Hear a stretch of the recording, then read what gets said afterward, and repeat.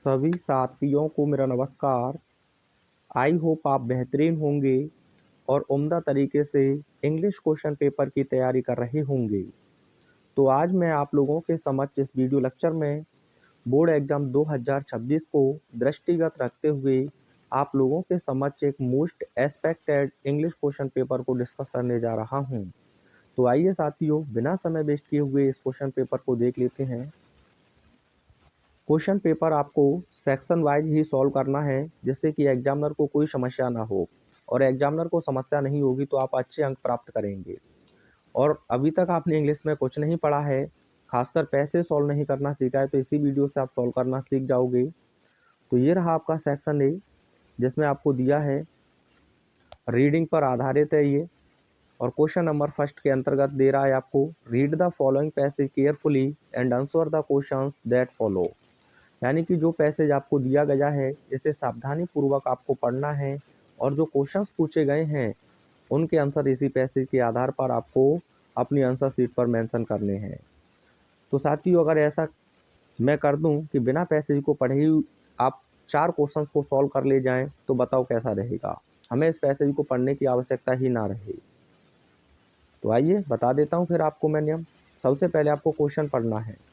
तो ये रहा आपका first question, how is man's life. यानी कि जो मनुष्य हैं उनका जीवन कैसा है, मनुष्य का जीवन कैसा है। ठीक है भाई।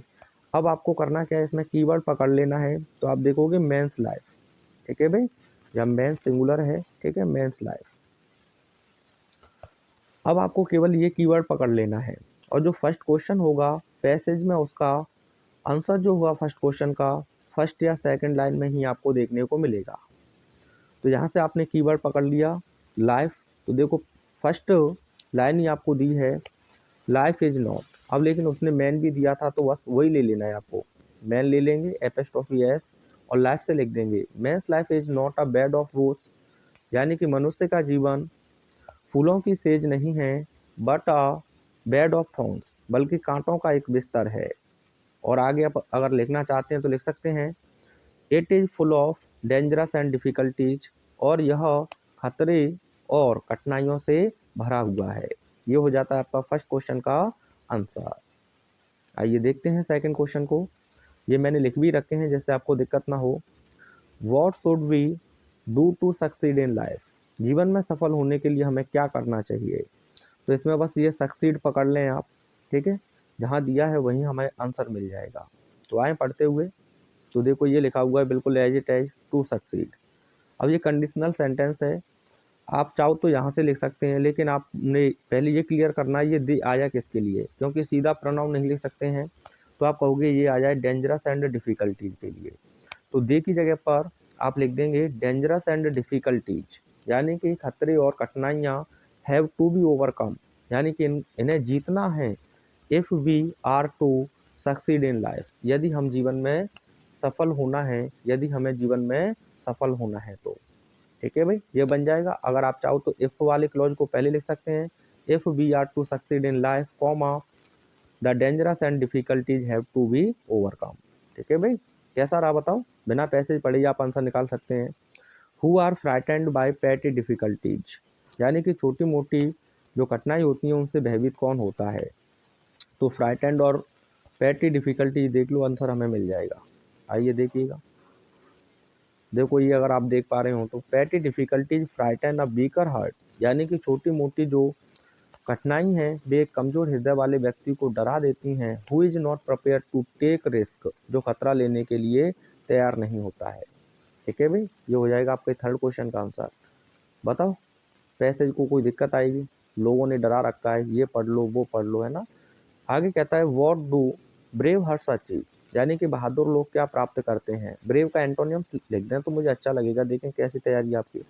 तो ब्रेव हार्ट आपको पकड़ना था। तो देखो ये लिखा है brave hearts achieve fame and honour because they enjoy taking risk, यानी कि बहादुर लोग जो हैं वो ख्याति और सम्मान को प्राप्त करते हैं क्योंकि वे खतरा उठाने में आनंद महसूस करते हैं या आनंद लेते हैं। ये हो गए 4 क्वेश्चंस आपके।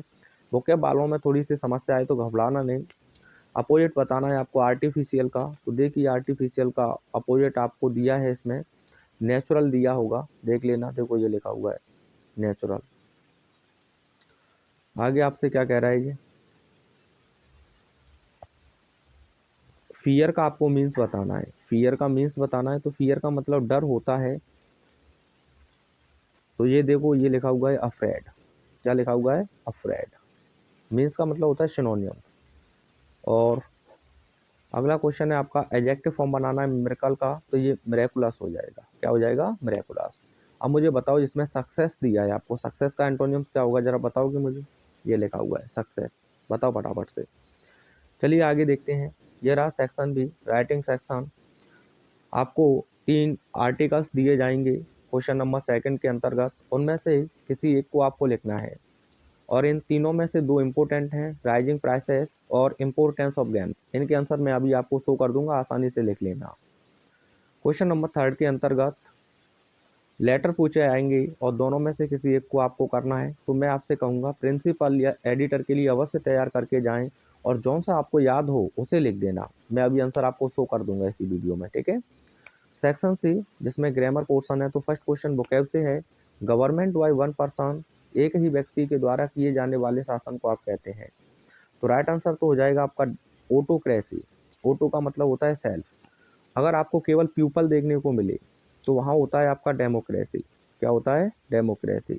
जैसे the government run by the representatives of the people, तो वहाँ पीपल देखने को मिले तो आप डेमो के साथ चले जाओगे, ठीक है। इसके अलावा अगर आपसे पलट के कह दी पीपल ही रहेगा, केवल बात ही है, छोड़ो, है ना, ज़्यादा टाइम नहीं खराब करेंगे। ब्यूरोक्रेसी का मतलब होता है अफसर साइज, तो जहाँ आपको ऑफिशियल्स देखने को मिले तो आप समझ जाना किसकी बात कर रहा है, ब्यूरोक्रेसी की।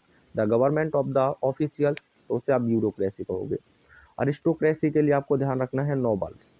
क्या ध्यान रखना है, nobles. The government of the nobles यानी कि श्रेष्ठ लोगों की सरकार को आप क्या कहते हैं, अरिस्टोक्रेसी। द रिच देखने को मिल जाए तुरंत चले जाना आप किसके साथ, प्लूटोक्रेसी के साथ में। प्लूटोक्रेसी, जैसे आपसे वो कहे the government of the rich, तो प्लूटोक्रेसी हो जाएगा, PLUTO, ठीक है।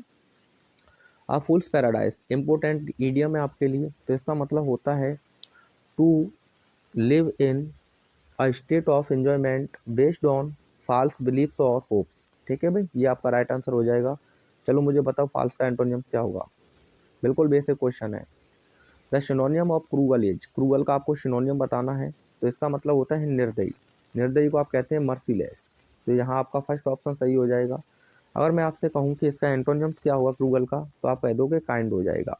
ब्रेव का सिनोनियम क्या होगा, बताओ जरा ब्रेव का, तो आप कह दोगे करेजियस लिख सकते हैं, बोल्ड लिख सकते हैं, ठीक है। अगर एंटोनियम्स की बात करें तो ब्रेव का कावर्ड, या बताओ जरा, आप कहोगे टिमिड। अगला क्वेश्चन है Mohan is more taller than Ram, which word in this sentence is an error, बताओ क्या गलती है। तो साथियों पहले से ही आपका टॉल एक सिलेबल वाला वर्ड है और इसमें पहले से ER सफिक्स है, तो इससे पहले आपको मोर लगाने की कोई भी आवश्यकता नहीं है। तो गलत क्या है, आप कहोगे मोर गलत है। यहाँ से क्वेश्चन बनना एक तय है, आपको 2-3 चीज़ें याद रखनी है। वन के साथ वो पजेसिव एडजेक्टिव हिज देगा, आपको ध्यान रखना है वंस का आपको प्रयोग करना होगा, ठीक है। One should not abuse once father, तो ऐसे होगा, वो हिज देगा आपको जानबूझकर। इसके अलावा आपको ध्यान रखना है प्रेफर हुआ, प्रेफर या प्रेफरेबल, इनके साथ वो देन देगा, लेकिन आपको ध्यान रखना है इनके साथ टू होता है। गलत पूछे तो देन गलत है, और जो गलत है वही सही है क्योंकि पूछा ही गलत है, ठीक है। अगर सही करने के लिए कहे तो देन लगा देना। इसके अलावा सीनियर, जूनियर, जो लैटिन एडजेक्टिव हैं जो IOR पर समाप्त हों, इनके साथ भी वो देन देगा, तो इनके साथ भी टू रहेगा, ये बात ध्यान रखेंगे। यहाँ से क्वेश्चन आना है, टायर्ड के साथ ऑफ लगा दोगे। The antonym of optimistic is, optimistic का मतलब होता है आशावादी, तो पैसिमिस्टिक हो जाएगा। क्या हो जाएगा, पैसिमिस्टिक। यहाँ से वन वर्ड बनेगा आपका ब्राइट साइड हो, one who takes the bright side of a thing, एक ऐसा व्यक्ति जो किसी वस्तु को आशा की दृष्टि से देखता है उसे हम कहते हैं ऑप्टिमिस्ट यानी आशावादी। और डार्क आ जाए तो फिर समझ जाना कि वो बात किसकी कर रहा है, वो निराशा की बात कर रहा है, यानी कि one who takes the dark side of a thing उसे हम कहेंगे पैसिमिस्ट। 2 क्वेश्चन ये तैयार कर लेना। किसी एक को आपको इनडायरेक्ट में बदलना है तो बनाओ जरा। My mother sad man is मॉर्टल, मॉर्टल का मतलब क्या होता है, मरणशील। तो मेरी माँ कहती हैं कि जो मनुष्य है वो मरणशील है, तो यूनिवर्सल ट्रूथ है, आपको कुछ नहीं करना है, दैट लगा के एज टैज लिख देना है, ठीक है। सेड टू होता तो बस टोल्ड कर देते। Deena said to me I am your friend, तो असर्टिव सेंटेंस है, आप लिखोगे दीना, सेड टू को लिख देंगे टोल्ड में, आगे लिख देंगे मी, फिर लगा दोगे आप दैट। आई को दीना से चेंज करेंगे, जेंडर का पता ना हो तो ही को प्रायोरिटी देंगे, ही के अकॉर्डिंग आप लिख देंगे वॉच, और योर को मी से चेंज करेंगे तो हो जाएगा माई फ्रेंड। फाइनल टच है, मैंने विस्तार में सभी चीज़ें करा दी हैं आपको। कंबाइन करना है सिंथेसिस में, तो ओविंग टू हिज इलनेस, अपनी बीमारी के कारण he could not go to school, वह स्कूल ना जा सका। कॉम्प्लेक्स बनाना है तो रीजन बता जाएगा, सीधी सी बात है, ओविंग टू हो गया, बिकॉज ऑफ हो गया, ऑन अकाउंट ऑफ हो गया, तो आप कहोगे ही, एच कैपिटल लिख दें, he could not go to school, वह स्कूल ना जा सका बिकॉज, क्योंकि अब क्या था वो, आप कहोगे बीमार, तो ही वॉज इल, ये हो गया आपका आंसर। ठीक है, BECAUSE बिकॉज लिखा हुआ है वो। दो he is poor he is happy, भले वह गरीब है वह खुश है। कंपाउंड बनाना है, कॉन्ट्रास्ट बताया है, जब भी ऑल दो या दो दिया जाए इसे हटा दें, कॉमा की जगह पर आप लिख दें बट। ही इज पुअर, वह गरीब है, बट लेकिन ही इज हैप्पी, वह खुश है। ठीक है, ये हो जाएगा कंपाउंड। ट्रांसफॉर्मेशन से क्वेश्चन है, he could read the English book, वह इंग्लिश बुक पढ़ सका, पैसे बस बनाना है, तो सबसे पहले आप लिख देंगे the English book, the English book. अब कुड का कुड ही रहेगा, लेकिन पैसे बनाते समय जितने भी मॉडल्स हैं थर्ड फॉर्म से पहले उनके साथ वी का प्रयोग करते हैं, थर्ड फॉर्म यही हो जाएगी, बाय हिम। कितना इजी था ये, है ना, the English book could be red by him. आगे क्या कहता है आपसे, Mumbai is the best city in India, आने लायक क्वेश्चन है, कंपैरेटिव आपको बनाना है। जब आपको सिंगुलर काउंटेबल नाउन दे तो आपको कुछ नहीं करना है, पॉजिटिव से कंपैरेटिव या कंपैरेटिव से सुपरलेटिव है, सुपरलेटिव से कंपैरेटिव बनाए, सब्जेक्ट और वर्ब में चेंजिंग नहीं होगा, तो पहले ऐसे ही लिख देंगे आप मुंबई, फिर लिख दोगे एज, बेस्ट का कंपैरेटिव बनाओगे तो बेटर हो जाएगा, बेटर का एंटोनियम सॉ लिख दो, वर्स हो जाएगा क्या, हाँ या ना में शब्द है। उसके बाद आप लिख दोगे देन, सिंगुलर नाउन है तो आपको यूज करना होगा एनी अदर, आना है क्वेश्चन यहाँ से ध्यान रखेंगे आप। उसके बाद सिंगुलर काउंटेबल नाउन आप लिख दोगे तो सिटी इन इंडिया। ठीक है भाई, डिग्री से क्वेश्चन अवश्य आना है। His hairs are black, correct करना है किसी एक को, तो बात करें हेयर अपने आप में अनकाउंटेबल नाउन होता है, और अनकाउंटेबल नाउन का ऐसे आई एस लगाकर प्लूरल नहीं बनाया जा सकता, तो क्या कहोगे आप कहोगे हिज हेयर इज ब्लैक, ये आपका राइट आंसर हो जाएगा। ठीक है, ऐसे यहाँ से दो शब्द और याद रखें आप, सीप दे देता है आपको और डियर दे देता है, ये सिंगुलर और प्लूरल दोनों अवस्थाओं में एक समान होते हैं, इनमें एस आपको लगाने की आवश्यकता नहीं है, सीप्स कहना गलत होगा, डियर्स कहना भी गलत होगा। ठीक है, और हेल्पिंग वर्ब से छेड़खानी नहीं करनी है इनके साथ में आपको। आगे क्या कहता है, mathematic is a tough subject, तो मैथमेटिक नहीं मैथमेटिक्स होता है, एस होना चाहिए था। और जो ICS पर नाम समाप्त हो आपको प्लूरल लगेंगे लेकिन सिंगुलर होते हैं, जैसे फिजिक्स हो गया। ठीक है भाई, वो दे देगा physics are an interesting subject, तो आपको ध्यान रखना है फिजिक्स से जो होगा। यहाँ होम फॉर्म्स दिए हैं, अल्टर और अल्टर, बर्थ और बर्थ, दोनों इंपॉर्टेंट हैं। ठीक है भाई, दोनों को अच्छे से तैयार कर लें आप लोग। अल्टर का मतलब होता है एक तरीके से बेदी, क्या होता है बेदी, जैसे मैंने एक सेंटेंस भी लिखा हुआ है, Bhagat Singh sacrificed his life at the altar of motherland, यानी भगत सिंह ने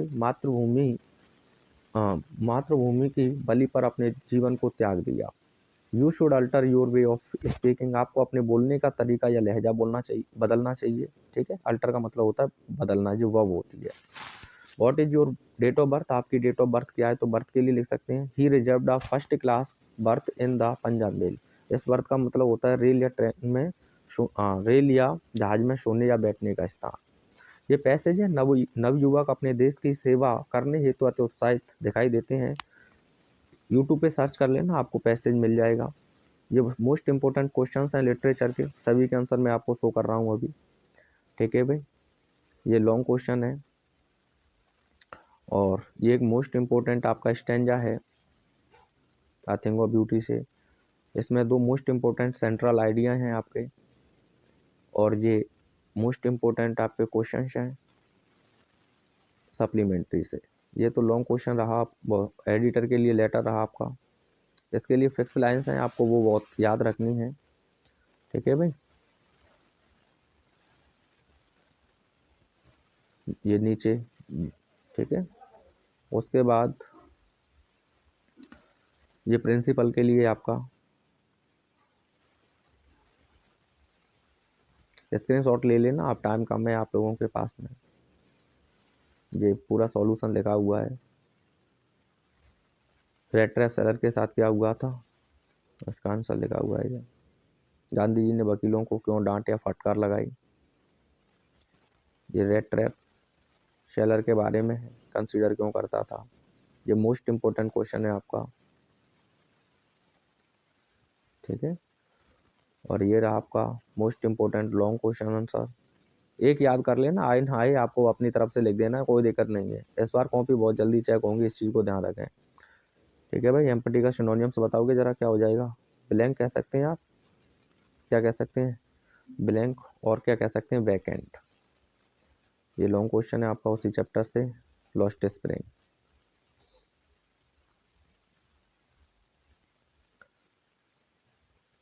स्टैंजा बेस्ड क्वेश्चन आंसर थे ये मोस्ट इम्पोर्टेंट सेंट्रल आइडिया है आपका, तैयार करके जाना है ये वाला तो जरूरी। कीपिंग क्वाइट से है, या thing of beauty, a thing of beauty और माई मदर एट 66 कर लेना, आपका काम हो जाएगा। ये मोस्ट इम्पोर्टेंट क्वेश्चन है आपका थर्ड लेवल से। ये भी आपका ठीक है टाइगर किंग से। ये face on the it, on the face of the it है ना, उससे है। ये रहा आपका journey to the end of the earth से जो पूछा गया था, टाइगर किंग कौन थे। ये लॉन्ग इम्पोर्टेंट क्वेश्चन है आपका। तो आई होप सारी चीज़ों को तैयार करेंगे आप।